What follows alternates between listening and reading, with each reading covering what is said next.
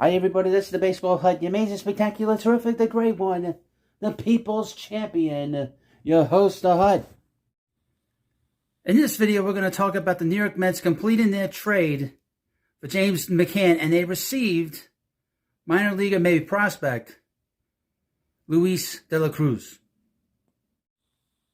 And what you're going to do right now is, if you like this channel, you better subscribe. Even if you don't like this channel, subscribe anyway.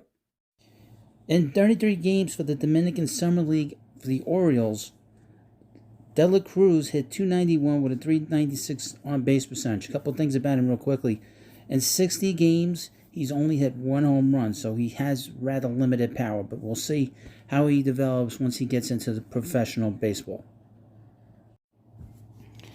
On December 21st, the Mets traded James McCann to the Baltimore Orioles for, as it turned out now, $5 million and a player to be named later. That player has been named as Luis de la Cruz.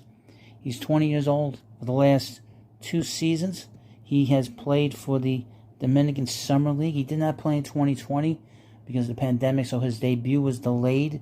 But over the last 2 years of 60 games, he's hit only one home run. Last year, he hit .291 with an on-base percentage of .396. The high on-base guy. He plays first base, the outfield. He's not on anybody's prospect list with the Orioles. But I will mention this about the Orioles. They have a big-time farm system. They have great farm players, great minor league players right now. It's a very deep farm system, and they're going to be pumping out all kinds of players. So we'll see what kind of player he is. Now, to talk about James McCann, his 2 years here were not very good. He was one of the worst major leaguers in baseball. In 2 years with the Mets, he had .220. with an on-base percentage of .282, a slugging percentage of .328, and a .610 on-base percentage. Pretty pathetic. And his OPS plus was 70, so that means he was 30% worse than the average major leaguer. He hit 13 home runs and only in 182 games. You cannot have been more unproductive than James McCann. This was a terrible signing by the Mets. This is probably going to go down as one of the worst ones, probably top 10. They got absolutely, positively nothing out of him. Most of his career, specifically with the Detroit Tigers, he's been a backup, and he was able to parlay a good year and a half from the Chicago White Sox to get this $40 million+ contract that he got from the New York Mets. These things happen. A lot of teams will pick up players that are bad in terms of production. But he's gone. We'll say this about Steve Cohen. He's not afraid to get rid of a bad contract. And this became a horrific contract. I also thought when he played here, his catching wasn't very good.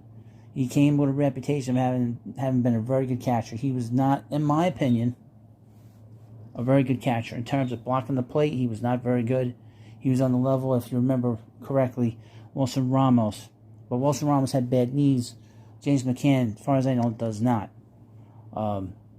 And he was not good at actually catching pitch balls. Very strange. A lot of wild pitches and a lot of pass balls from James McCann. So he has a good arm, but beyond that, not a good catcher. But that's not the problem now. We move on, but I just wanted to talk about this player, Luis de la Cruz, 20 years old. Mets picked him up. He'll go in the farm system. We'll see. We'll keep an eye on him like we always do here. We keep an eye on the farm system. And of course, thank you for watching this video. Please subscribe to the Baseball Hut, and I'll see you later.